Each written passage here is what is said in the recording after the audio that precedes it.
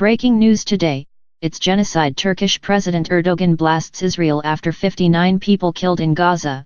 Turkish President Recep Tayyip Erdogan has accused Israel of genocide after 59 people were killed in violent clashes which erupted in response to Donald Trump's move to relocate the U.S. Embassy in Israel from Tel Aviv to Jerusalem.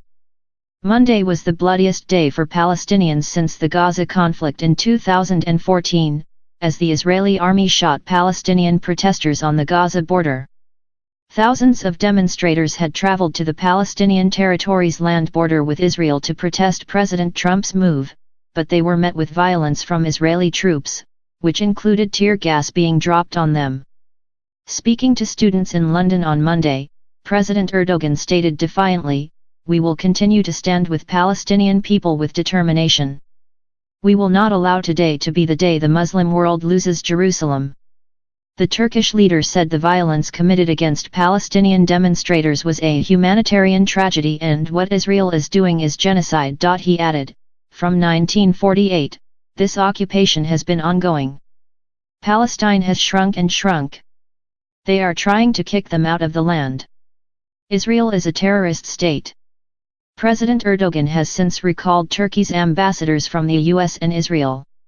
He added that a big rally would be held in Istanbul on Friday in response to the violence in Gaza. Turkey's Prime Minister Binali Yildirim also accused the US of being an accomplice of Israel. He said, "Unfortunately, the US has arrogantly stood by the Israeli administration which kills civilians and has partnered in this crime against humanity.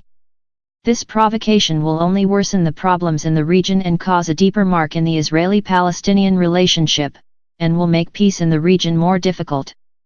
Turkey's foreign ministry added, "We curse the massacre carried out by Israeli security forces, encouraged by this step, on the Palestinians participating in peaceful demonstrations." U.S. Treasury Secretary Stephen Mnuchin along with Ivanka Trump and husband Jared Kushner were present in Jerusalem on Monday for the opening of the embassy. Speaking at the opening ceremony, Mr. Kushner said, "When there is peace in this region, we will look back upon this day and will remember that the journey to peace started with a strong America recognizing the truth." President Trump also made a speech via video, adding, "The U.S. remains fully committed to facilitating a lasting peace agreement." Israeli Prime Minister Benjamin Netanyahu welcomed the news, and praised President Trump for having the courage to keep his promises. He said, "What a glorious day. Remember this moment. This is history. President Trump, by recognizing history, you have made history."